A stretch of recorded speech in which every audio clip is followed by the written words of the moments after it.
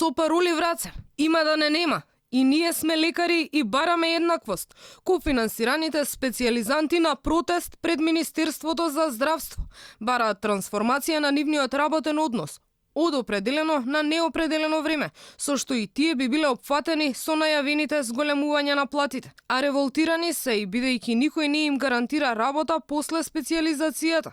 Кофинансираните специјализанти имаат и ултиматум: проблемите да се решат за еден месец или секој ден ќе протестираат пред Министерството.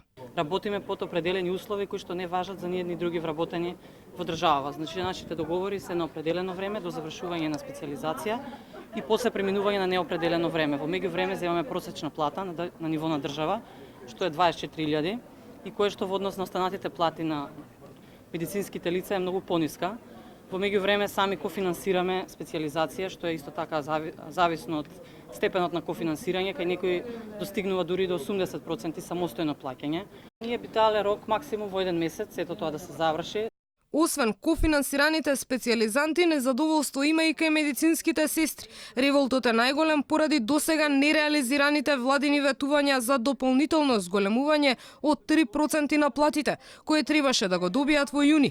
Бараат изголемувањето на придонесите во здравството од февруари да биде линеарно, односно растот на платите да биде 15% за сите здравствени работници, наместо 25% за лекарите и 10% за нив.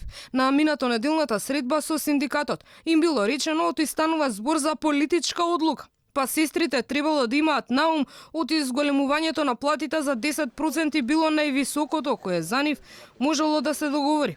Медицинските сестри најавуваат повлекување од синдикатот, но и повик за работна непослушност. Најавеното зголемување на платите неофицијално требало да биде остварување на владиното ветување само за лекарите специјалисти, односно само тие да добијат предизборно 100.000 денари месечна плата.